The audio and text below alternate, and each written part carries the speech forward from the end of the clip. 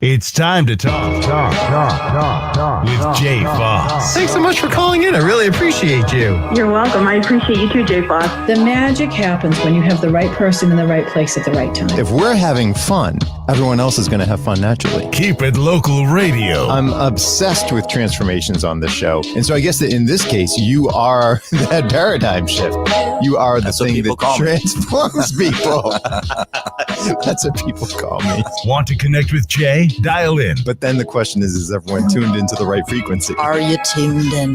Making our corner of the world a little brighter. Did you make the right decision here? Like, are you, did you bite off more than you can chew? In figuring out what makes people tick whenever we start something new. Yeah. There's always that question of raising your inner voice. Wait, was this too much? Did I start hiking a mountain that's a little too high for my level of experience? With Jay Foss. It's a quote by Thoreau. The price of anything is the amount of life you exchange for it. Not just another talk show. We cover all things that make us human. It's time to be heard. How can my values and how can these inner thoughts that I have help me be a more whole human being? Online and on air. We can't legislate being a good, decent human being. So what can we do? We can become more active in this community. Raising your inner voice with Jay Foss.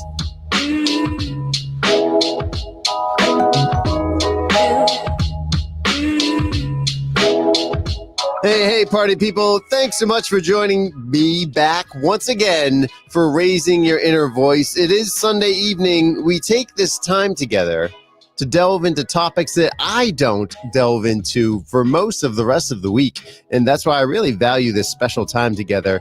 And it's what we do here on Raising Your Inner Voice. I wanted to shout out and offer for you to go ahead and join the conversation. You can either tippity tap tap on the clickety clack clack on the keyboard on YouTube, or just go ahead, give me a call, 617-843-5393. The reason that I'm asking for you to participate and give me some feedback so early in the show is that that's actually the topic of conversation this evening. And I'm going into this topic for a special reason. I actually got some feedback on the show from a friend of the show, Jon Busch.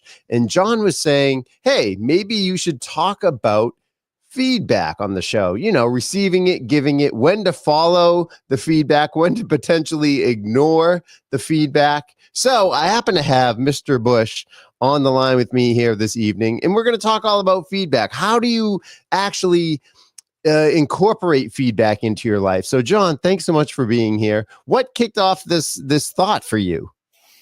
Hey, Jay, it's good to see you, and I'm glad to be here. I don't know. We were talking the other night, and man, you know what it was? It was something at work. I was talking to a colleague, you know, and she was asking for my feedback on a certain situation, you know, okay. And it just got me thinking about, you know, that my whole career has been like a lot of feedback. I'm a writer in advertising. And so one of the things I think that people find most scary about the idea of advertising writing, like seems like a pretty cool job. But one of the ideas that really scares people off is like, it's basically like, hey, like write a commercial about this and then bring it back, and then in a week, you know, bring it back to us and we'll tell you what we think about it, you know? Yeah. And so my whole job is essentially like coming up with ideas and then getting into a room, putting it in front of people and being like, what do you think? And then receiving their feedback, which is almost never, oh, it's perfect just the way it is. Even though when you bring it into the room, you're like, it is perfect just the way it is. I wrote this. This is great, you know? But yeah, so we were talking about that. And I thought, man, it's an interesting topic in a broader sense of like, how do we deal with feedback? Everything, like, even if it's at work, if it's from a friend, or even on social media, or for your show, even like the feedback you get from week to week, you know, it's hard to navigate. And like, what do we what do we listen to? What do we take to heart? What do we kind of let roll off of us and kind of plow forward doing our own thing, because feedback can make things so much better, but also the wrong feedback could make something not as good, right? Well, and it's even how you interpret it. It's funny. This conversation is reminding me of the Synchronicities and Signs show that I did, because you can interpret feedback differently than what someone's actually saying and trying to give you feedback on, right?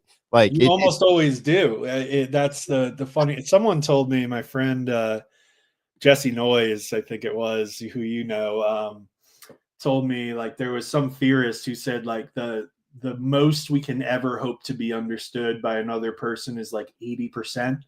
Like, so that might be like a spouse or a best friend or something like that. And even they only get really 80% of what you're trying to say. Yeah. And so if so when you're dealing with feedback, a lot of times a lot can be lost in the interpretation, for sure.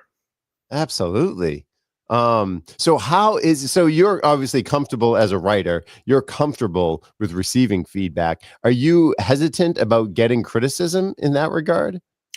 I am, I guess, in the same way everybody is, right? Like, it's hard to have your stuff be critiqued and have people tell you what's wrong with it, it's not a comfortable, it's never a comfortable feeling. But it is something that you need in order to get better at anything that you really want to do, right? Like, whether it's a coach in sports or whether it's a reader of your blog or a listener to your show.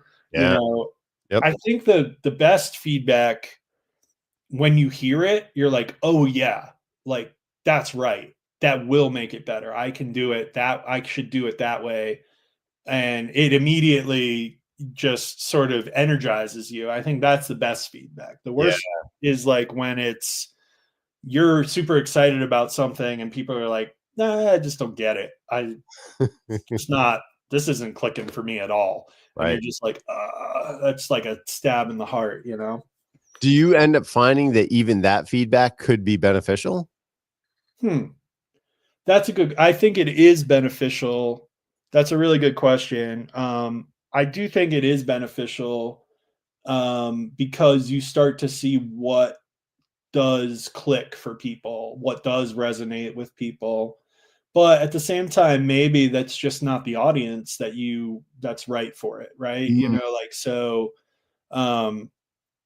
Pete Holmes always, would say, Pete is a alum of Gordon, where we both went, and ended up being a successful comedian, for anybody out there who doesn't know. But he had a show on HBO, and his parents would watch, and I'm like, oh my gosh, like, what a scary idea. Like, if I wrote so and my parents were watching it on TV, and then he like calls his parents, like, as you do on a Sunday afternoon, to check in, and they're like, well, the humor was a little racy there, and he's just like, I remember he said, like, you're not the target. That's what he tells his parents, like, you're not the target, So it's hard for me, because I really want to make everybody happy. I want everybody to love everything that all the music I write, or the essays I write, or whatever it is, whatever creative project it is for me. But almost everybody's gonna have some kind of feedback or some quibble with something you said or wrote. So I think it's a matter of sort of taking in the stuff that is going to make it better, and from people who you respect and who you want to impress, and letting other things kind of slide off your shoulders, not completely ignoring it, not being defiant about it or angry about it, but being like, okay, well, that person's entitled to their opinion, but they're not really getting what I'm going for here. Yeah.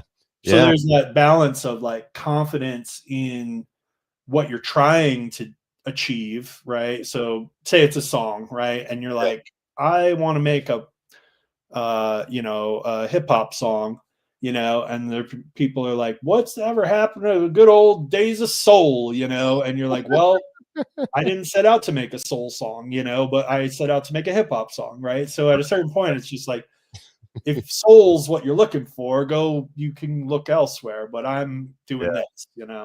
Yeah. So crucial. For anyone just tuning in, this is Raising Your Inner Voice. This evening, we're speaking all about following feedback and what you do with feedback when you receive it. Though it's not just in receiving the feedback, we also give feedback. Mainly so far, we've been talking about kind of receiving feedback from other people. So what is that threshold in line for you, Jon, of figuring out and knowing when to actually follow and heed the feedback and when to ignore it? Yeah, that's a really good and tough question. I think that what it calls to mind for me is my time at in the grad program at Boston University. I was in a playwriting program for a master's degree in creative writing, and we were 6 students only, and we were in a little black box theater.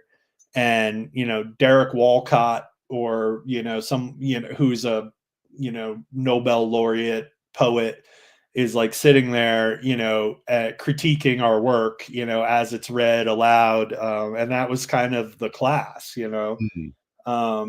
So I remember, though, there was an older woman in the class who'd been at it for some time, and the whole class was really workshop, and so when somebody as sort of formidable as Derek Walcott is, like, he was a little intimidating. Yep. And so when he would give you feedback, you're like, man, this guy won a Nobel Prize, like, he's famous, he knows what he's talking about. Yeah. I should listen to him. At the same time, we were encouraged to give each other feedback as classmates, and there was one woman in particular I remember who really tried to incorporate like everybody's feedback, and so she would come with the script the next week and it would be changed like based on everybody's feedback. But because 7 different people's feedback was in the mix, it made it to the point where it was almost like incoherent. Like it was, I could hear her trying to address, Brad's comment from last week, and it undercut what she was really trying to go for, and so I think, so that's a long roundabout way of saying, like, I think, again, it's that sense, like, how do you filter it? It's like, I think there's just something that clicks for you when you hear a piece of good feedback, and it's not that often. It's not a ton, that you say, oh yeah, like if I do that, I can see how that will make this a better play or this a better song. Like, I get it. You're right, And other things are like, oh, maybe I can try that, and so maybe you try it, but if it's just not working, at a certain point, you need to have that confidence in yourself to say, well, this is just not even the idea that I was going for anymore, right? And so, like, that person, maybe this is what they want to hear, but that's not really what I'm trying to do, And so I think that has to do with more like creative work, like a play or a song or something like that. At the office, you might not have that kind of choice to ignore feedback. So if it comes from your boss, you should probably listen to it. But if it comes from a colleague, maybe maybe it is a little more like take it or leave it. Yeah. Oh, absolutely. And this has got me. So the parallel that I saw with the Synchronicity and Sign show is that I was going to say many times, it's almost like the feedback that you want to hear is what you pay attention to, and feedback that isn't resonating with you is what you're not paying attention to. That's why I make the parallel Yeah. with synchronicity and signs. But yeah, I mean, I think understanding feedback and what someone's goal is, because there's obviously people that just like to talk and like to um, give you feedback regardless, but particularly when you're searching out the feedback, Mm-hmm. right? And to your point, especially with creative endeavors, when we're looking for a response about something, I think that it's easier to be open to that. Yeah.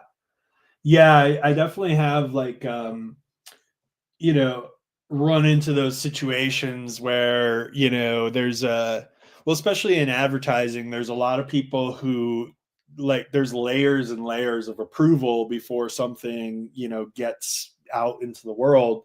Okay. And a lot of times, there's whole teams of people who are not involved in the writing or the art direction or whatever, but nonetheless, like they want to feel like they're having Involved. some influence Yeah. on what the ad is going to be about, and just saying, "Oh yeah, this is great," is like not really like doesn't look like they're working very hard, And so there's definitely like it's tough when like feedback is kind of like built into your job, and if you don't have any, and then you're kind of like reaching to provide some, and then it's like, man, that piece of feedback has a 50-50 chance of making this better or worse. It's not really like additive. Yeah. So there's definitely like that's one sort of way to filter out a little bit of, oh, is this person, are they genuinely interested in making this better, or are they just trying to like have a voice in the Yeah. room or something like that? That's probably like more for of like in an office or business setting. I think that's pretty applicable. I bet we could probably all think of people, like where we've been like sitting around a conference room and somebody like kind of blurts out an opinion and everybody's just like, okay, next, Moving on. Yeah, I mean, it doesn't even have to be just a business setting too. I'm thinking about the fact that, right? I mean, I'm a big picture person. Many times on the show, we try to take concepts and apply it to life in general. Yeah. And as a lifelong learner, I think that most people are interested in life being better. Mm-hmm. So an aspect of that is even receiving feedback on your life, which Yeah. is a bizarre thing to think about. But we receive that probably mostly from loved ones, whether or not we speak the same language, whether or not they're saying in a loving manner versus more of a critical manner, Yeah. which might have to do with how we're open to it or not open to it. But yeah, I mean, any thoughts on the personal aspect and less on the work environment? Yeah, absolutely. I mean, I think that's almost a bigger fish to fry, I think, and especially like what feedback do you take and what do you ignore? Like it's one thing if that you're talking about, a presentation, slide deck or a script for an ad, but when it's about like, oh, how I live my life or how I like interact with my family or things like that, that it can be a lot deeper, but also like a lot harder to take too, right? Yeah, Because it's oh, almost like absolutely.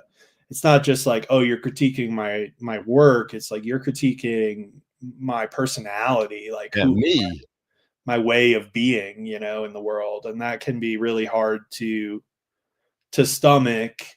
Um, yeah, it's quite. I'd be interested to know, like, to hear from folks, from you or others, of feedback that they got in their life that really changed their trajectory. I'm trying to think if there's any example that I have, but Oh, interesting. Yeah, and that it changed either career-wise or job-wise or spouse-wise or love interest or something like that. Is that what you're getting at? or even just the way you handle yourself. I don't. I mean, I think as a parent, right? Like, I don't know, I read the books and stuff, but man, they did not really prepare me for a lot of the unique situations that, have arisen in my, decade plus as a dad. And man, like I've definitely feel like I've grown and sort of reluctantly and maybe resistantly received feedback, from my kids or from my wife, but I do think like I have incorporated some of that into my personal life of um, trying to be less controlling or trying to or being more flexible with the idea that things aren't always going to go the way that I want them to. I think as parents, we can be very idealistic and we want things to kind of work out a certain way. We want our kids to like get into this sport or this activity or this musical instrument. We want them to love camping or hiking or basketball or whatever we're into, Mm-hmm. and then like you throw on a movie that is great and they're like, this is boring.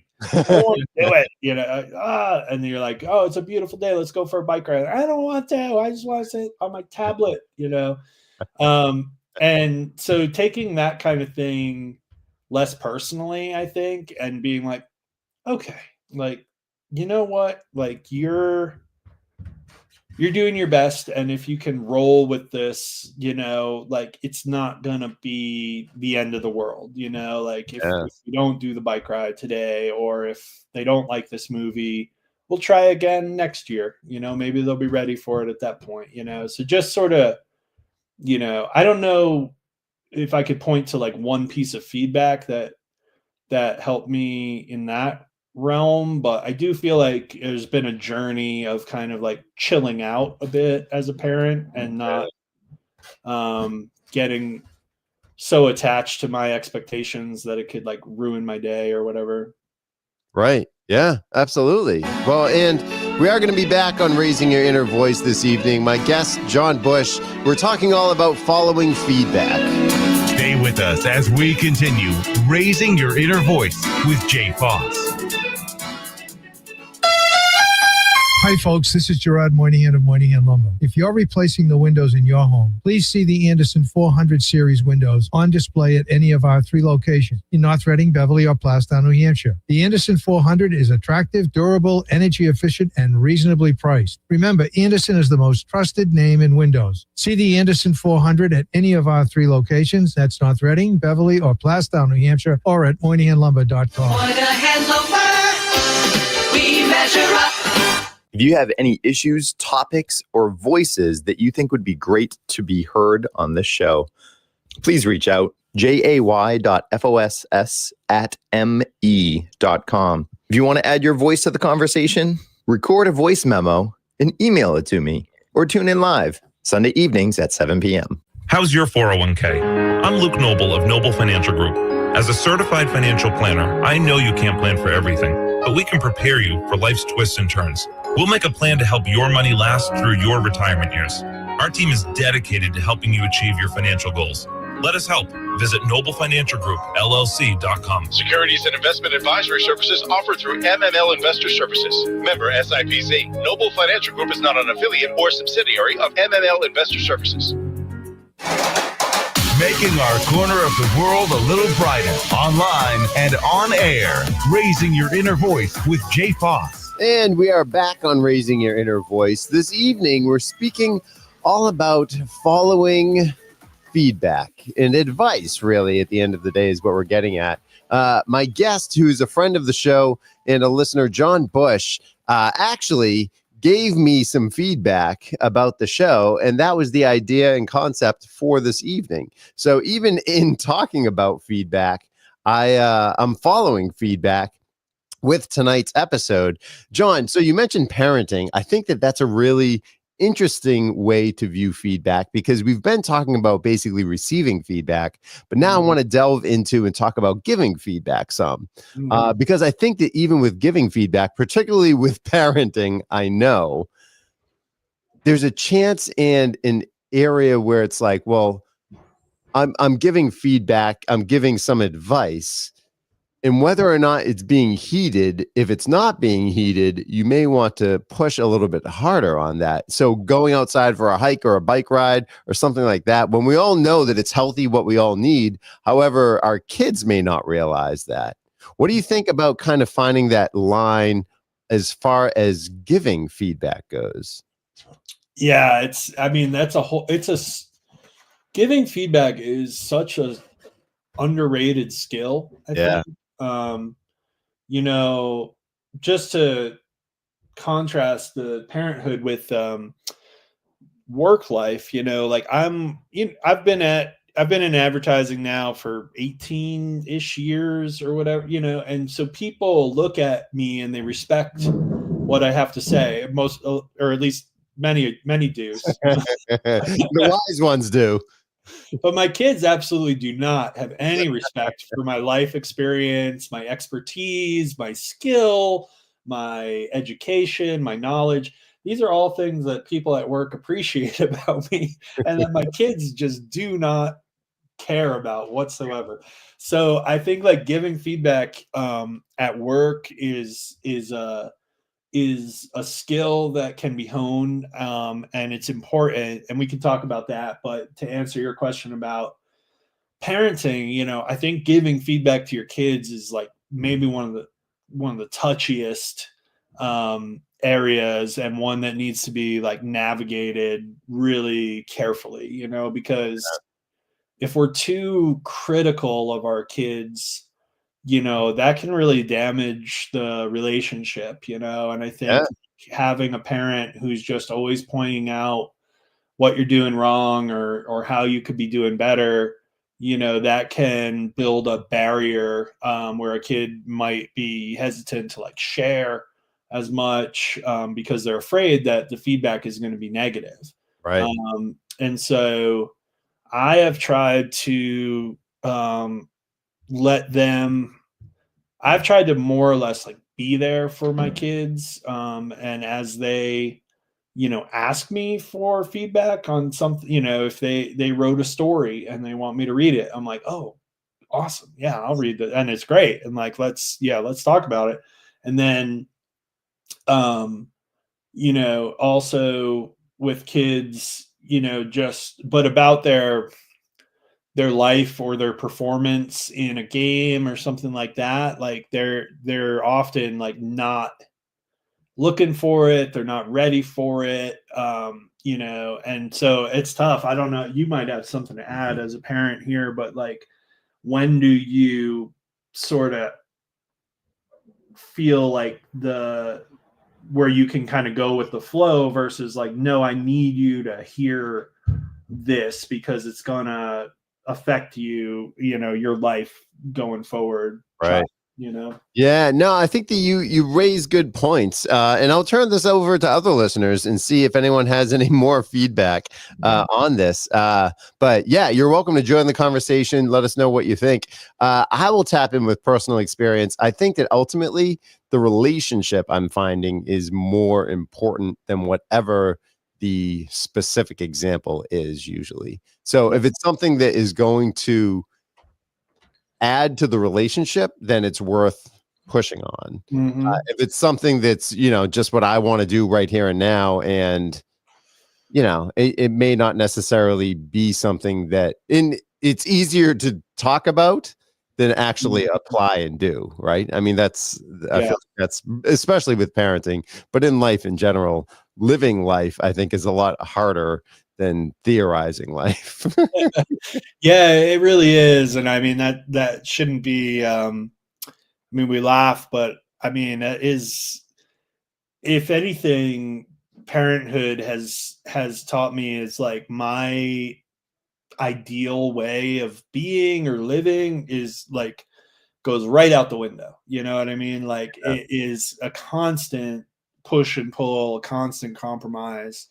And so like trying to like force your way onto your kids is like it for, at least in my experience, has just been, it's nothing but, heartache, but I think I read something recently that really impacted me, that was like, you know what, like the screen time, the exercise, the lessons, like there's only really so much like impact like what you try to teach your kids is going to have on them. The much bigger impact, according to this article anyway, was just the fact of being there for them and letting them know that you are their kind of rock, their anchor, that they can always they're like the safety of the port that they can always return to, They go out into the world and experience all these storms. My oldest daughter just started middle school this past year,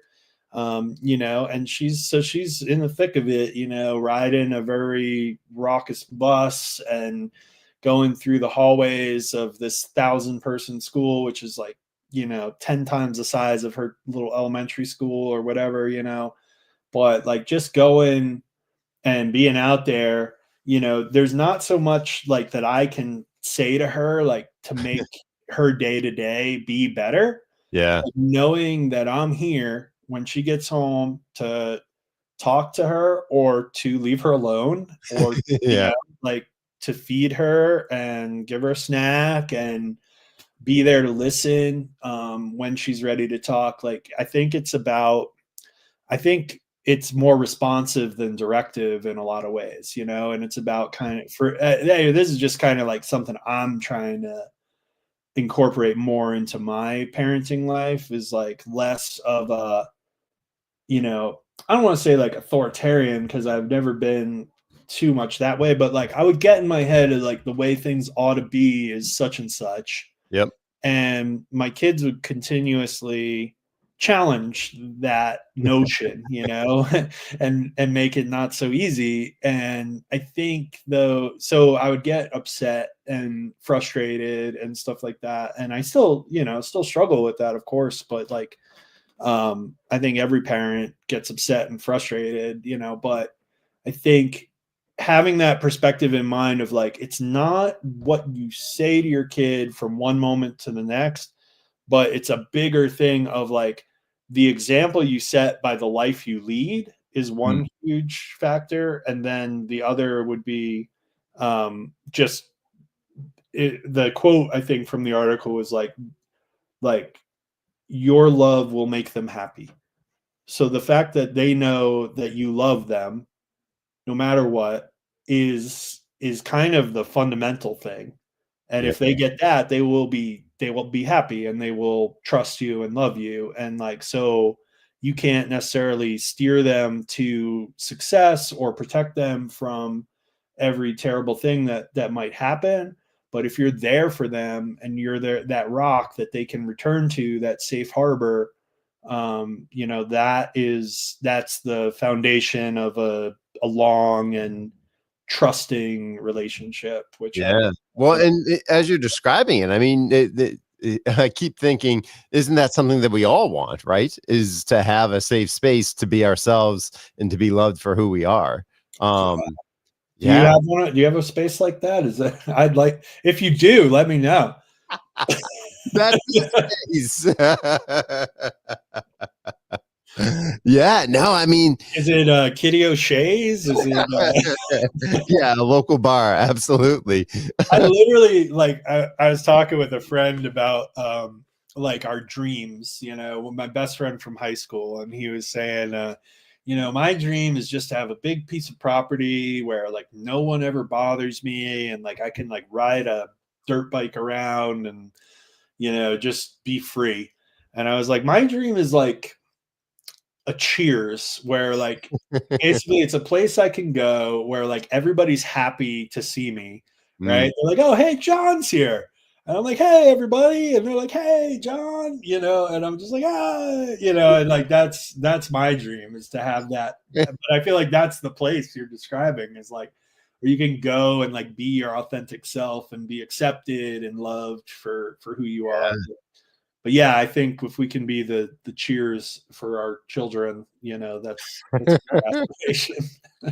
Cheers for our children. I love it. Mhm. For anyone just tuning in, we're speaking all about following feedback, receiving feedback, giving feedback, which is why we're on this particular topic at the moment regarding parenting. And yeah, how it is that you actually take feedback and apply it to your life. Whether that be at work, whether it be big picture items, whether it be more specific items like parenting with children, we're all receiving feedback. Is it hard for you to know which feedback to even pay attention to? Because I feel like we're over inundated with receiving messages from everywhere. Yeah. We think about well, one thing to add would be receiving feedback from your kids. Yeah. Like Yep. if you're a parent and you're supposed to be like, I'm in charge here, but your kid is like, hey, when you do this, it makes me feel a certain way.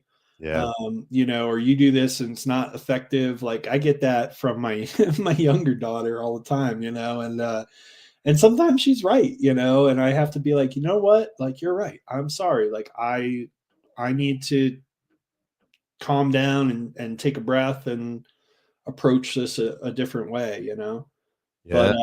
But yeah, I mean, like, what some of the worst feedback that I feel like I get that I've sort of stripped out of my life has been social media feedback. Oh, interesting. Tell me more.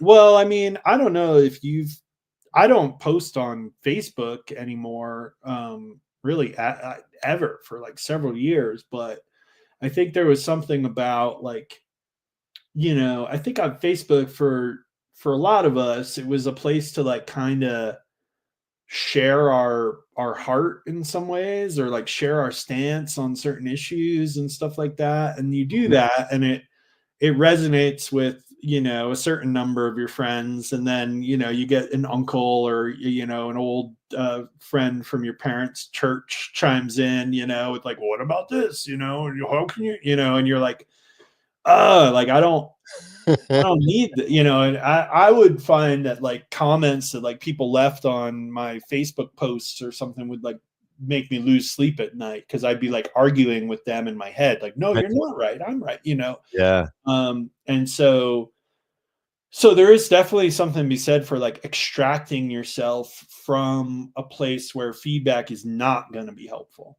And I think that social media is a huge opportunity. Well, I mean, it's an opportunity to opt out, I guess, Yeah.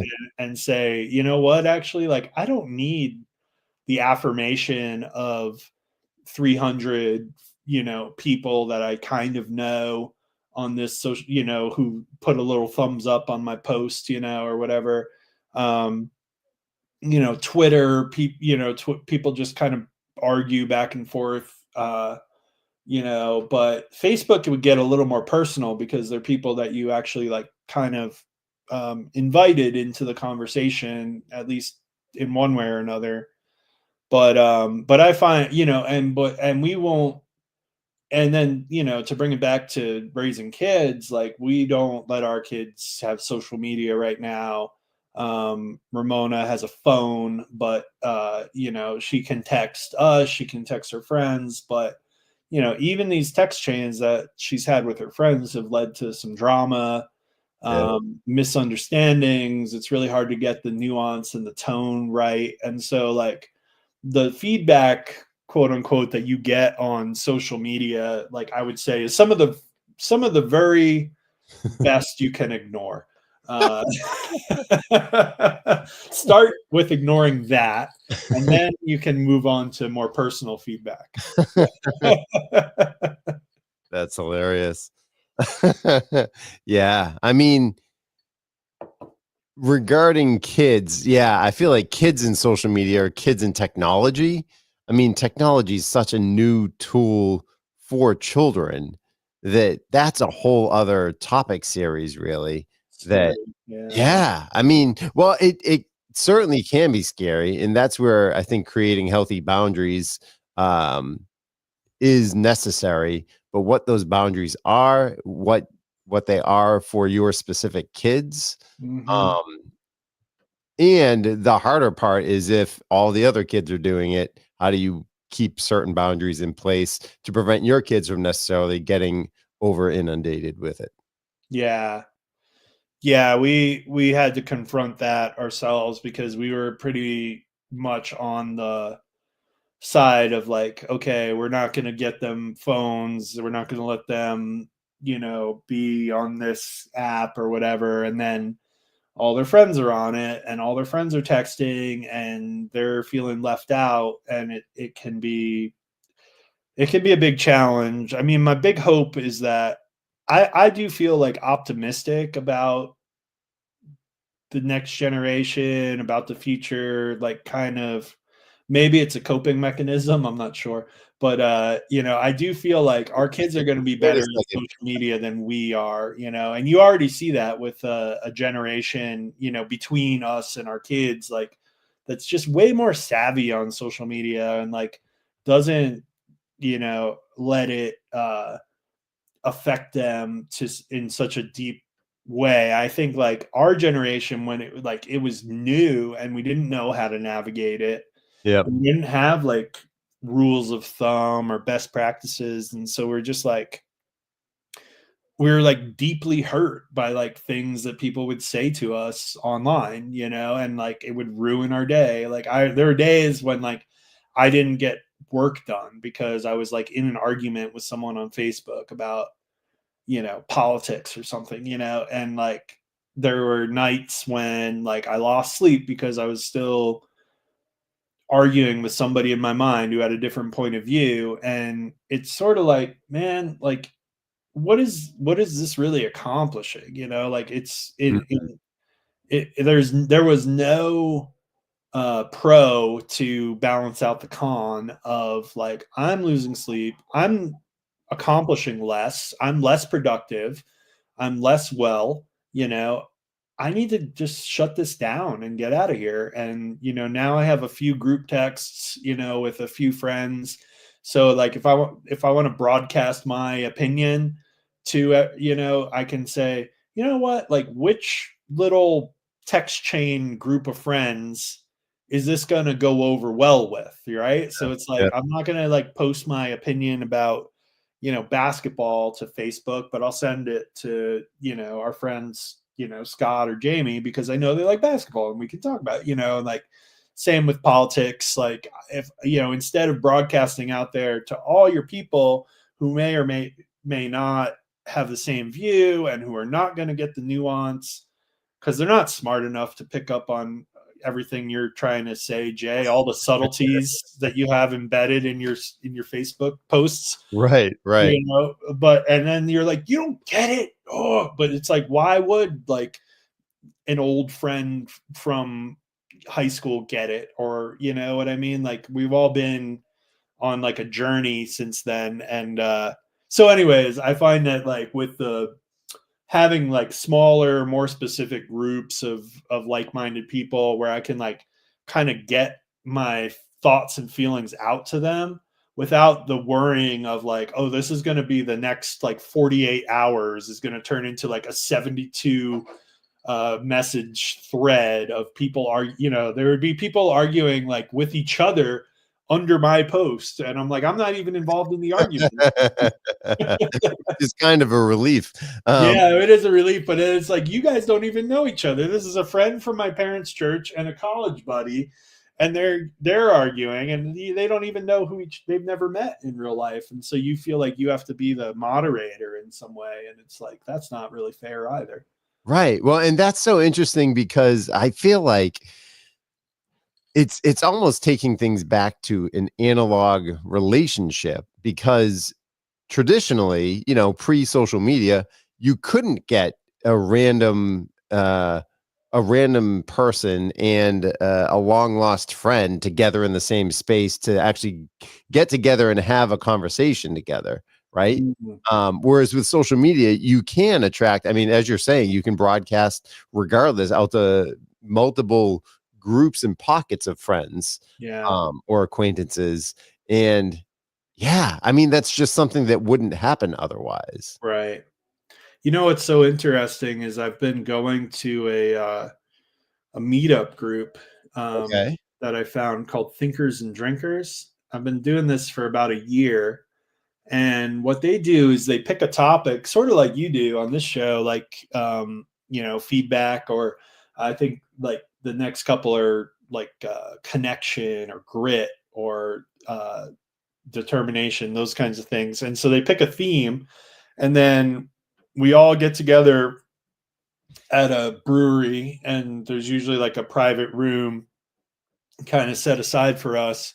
And we all just sit around a table and we talk about that theme.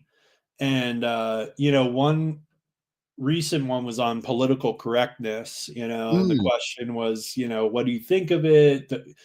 Could it go too far? Is it a good thing? And there was a lot of disagreement in the room, but what I noticed was that being there in person, face to face, made it a lot harder for people who disagreed to get hostile and to be insulting, because you got to look another human being in the eye. And like, I just think, even the people that I really disagreed with,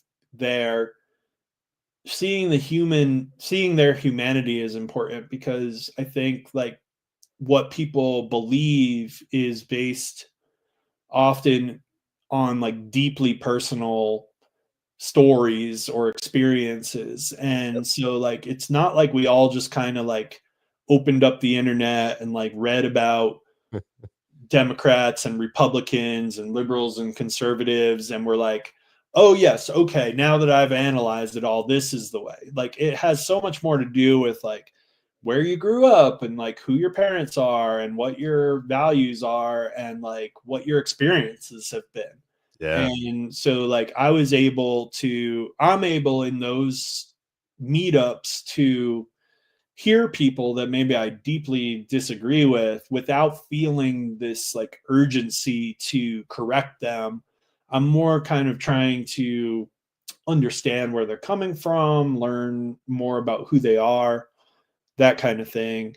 But I did find, but I find so on social media that like without that human in the same room connection, it's easy to dehumanize the person on the other end, because you can't see them, you don't know how they're feeling, you can't even get a vibe from them.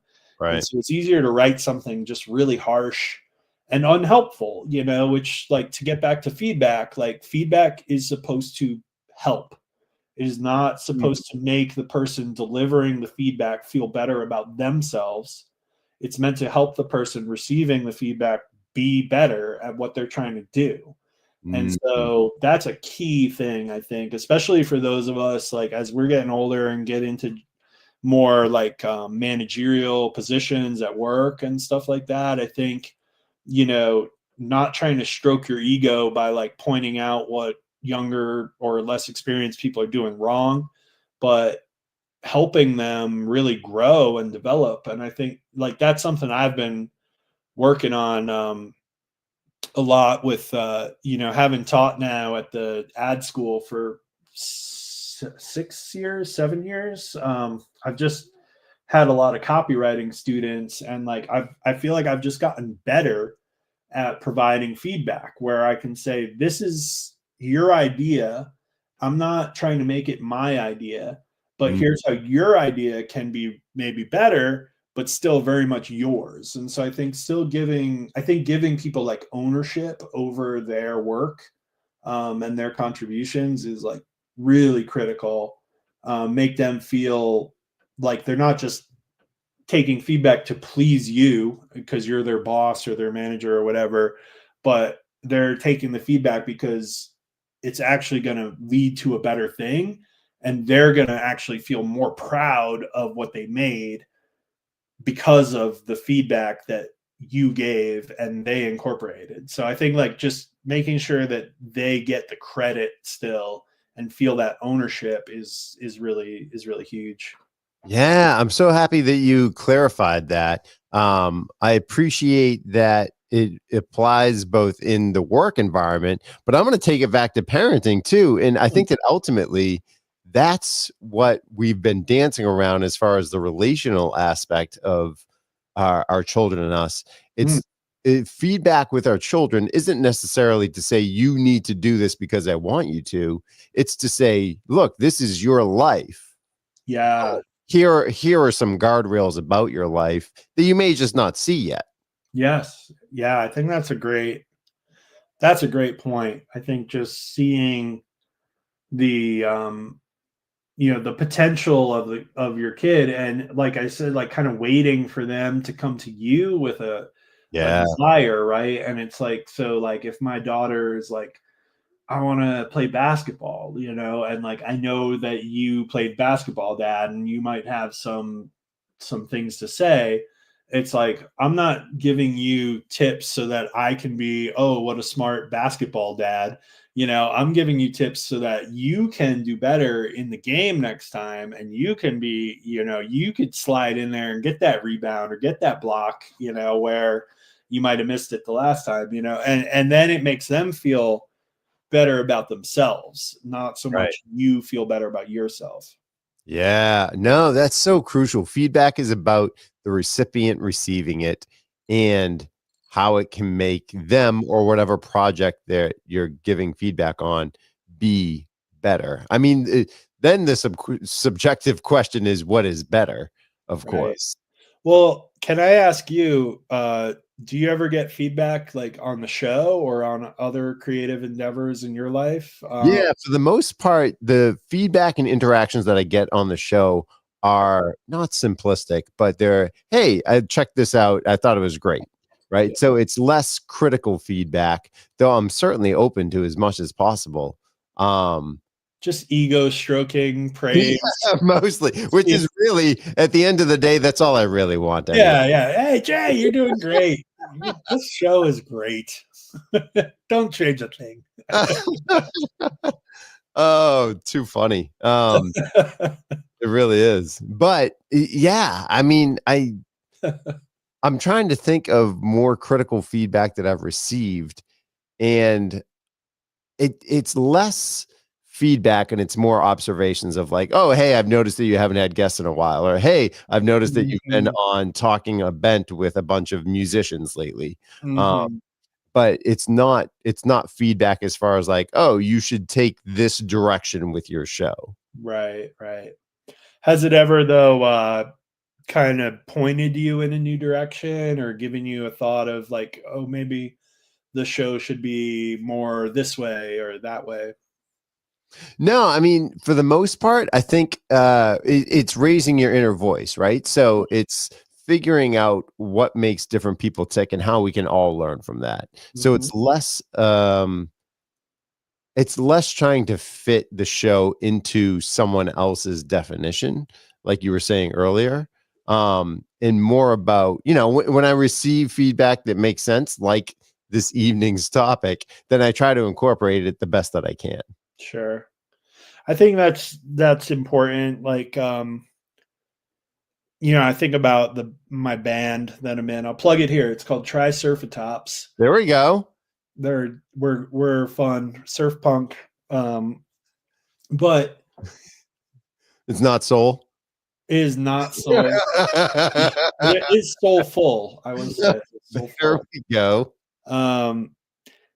I think though, like, I want to make a surf punk band, and it's like, well, everybody likes hip hop, you should do that, or you should do something more like Led Zeppelin, and it's like, okay, thanks, like, but like, that's not what I'm going for. Yeah. Right? Exactly. Like, so I think like with your show or my band or whatever, like and I think this, I put out to the audience as well, like, especially as you get older, like the chasing of like success or popularity it's really hard. And I think that the better thing to do is try to do something that you like really enjoy and like, that you would be doing anyway. Like you and I would be chatting anyway if we could, you know what I mean? And so like, this is great.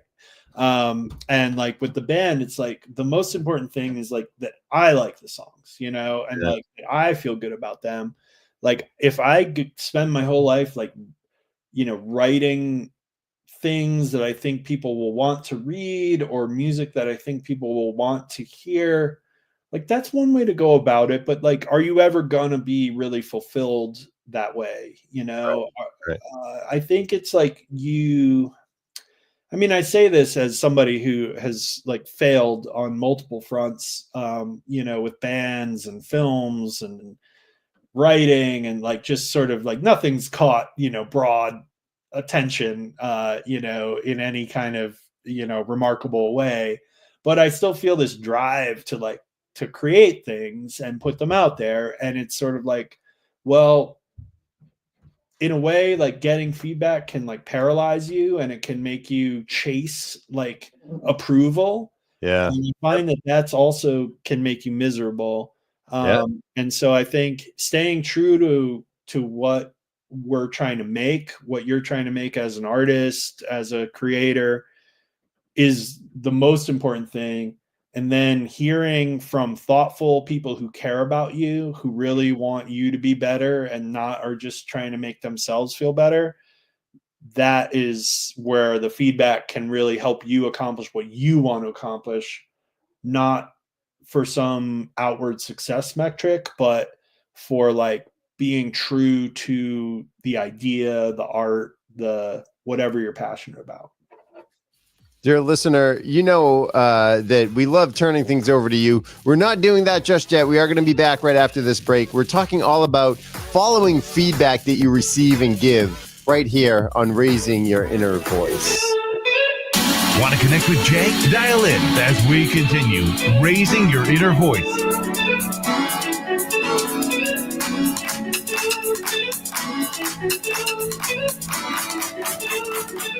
Are you worried about the stock market, your 401k, or rising costs? Hi, I'm Luke Noble of Noble Financial Group. As a certified financial planner, I know you can't plan for everything, but our dedicated team of professionals can better prepare you so your money lasts as long as you do. Let us help. Visit NobleFinancialGroupLLC.com. Securities and investment advisory services offered through MML Investor Services. Member SIPC. Noble Financial Group is not an affiliate or subsidiary of MML Investor Services. Hi, folks. Paul from Chantilly Brewing. Have you been to our tap room in Beverly, Massachusetts yet? No? What? Oh, come on. All of our beer is gluten reduced, and we make our own hard seltzer cocktails and shandies. And we are dog and family friendly. Always. Our tap room is more than just beer. Pack up the kids and the dogs and come to 59 Park Street and see it for yourself. Or leave them at home. You'll be back. For upcoming events, hours, and to see our current beer list, visit chantillybrewing.com. That's GENTILE brewing.com to plan your visit. What does living a better life mean? And what's your process in figuring that out? If you want to join in the conversation live, tune in Sunday evenings at 7 p.m. Eastern. If you want to gather your thoughts first, record a voice memo and email it to jay.foss@me.com, because I would love to have your voice in this conversation. If you think someone else might need a conversation like this one, then let them know to get involved. Hi, folks. This is Gerard Moynihan of Moynihan Lumber. Professional builders choose Andersen Windows because they are the #1 trusted and recommended window and door brand in the United States. Andersen Windows and patio doors offer beautiful natural wood interiors, low maintenance exteriors, and outstanding energy efficiency. See the complete line of Andersen Windows on display at Moynihan Lumber in Beverly, North Reading, and Plastown, New Hampshire, or visit us at MoynihanLumber.com. Moynihan Lumber, we measure up. Not just another talk show. It's time to be heard. Online and on air.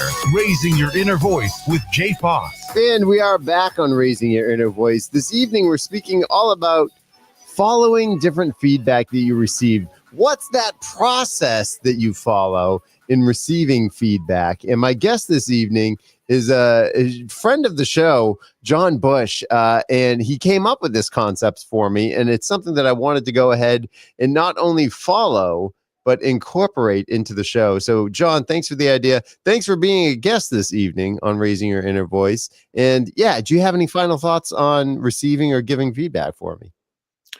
Well, It's my pleasure, Jay, to be here, and I will be here anytime to talk about whatever you want.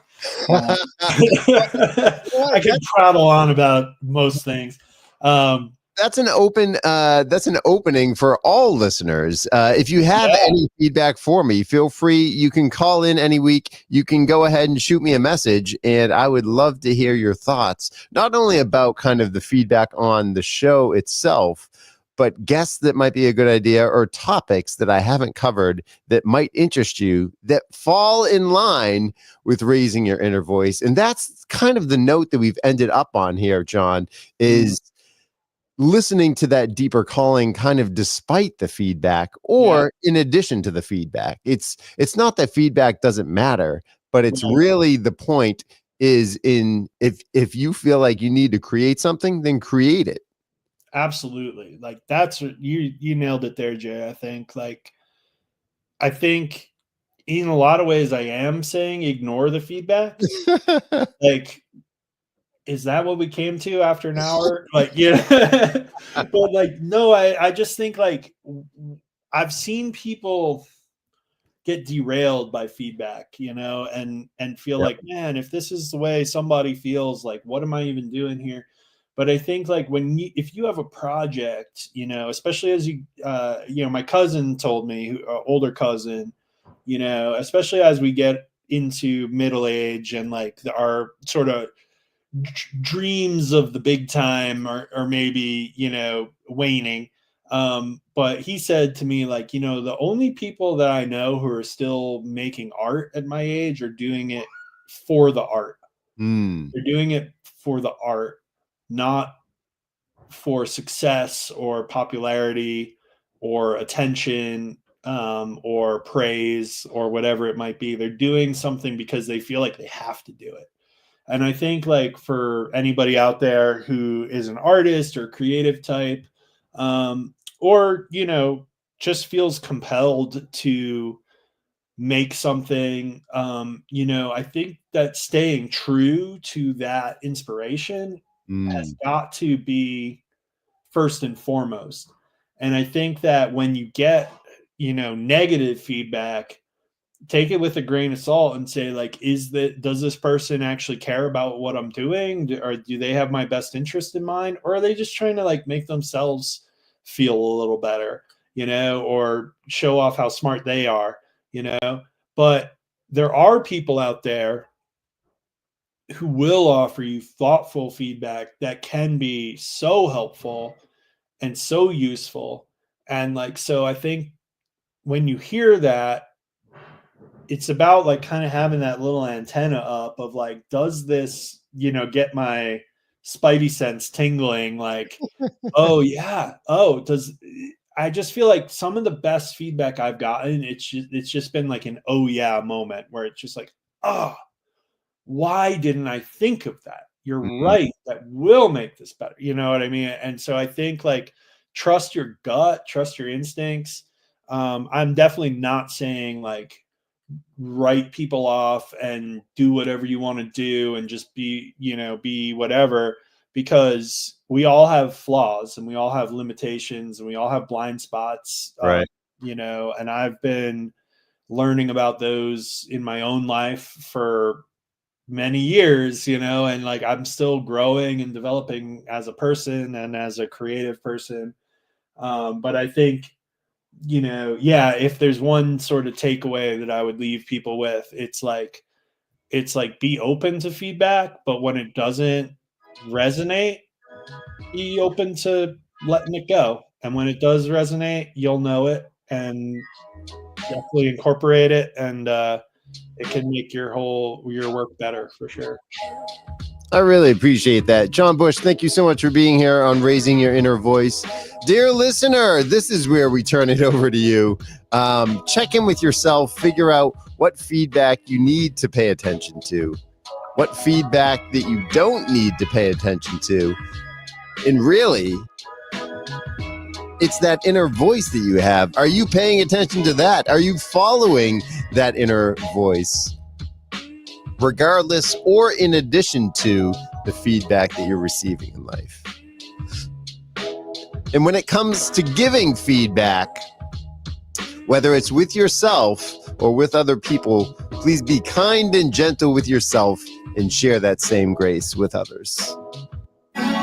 If you're enjoying this podcast, please help spread the word about raising your inner voice. Join the conversation live. Email jay.foss@me.com to suggest ideas to explore. Also share this podcast with your friends. Let those who need conversations like this have a chance to check it out. Then let them know to get involved.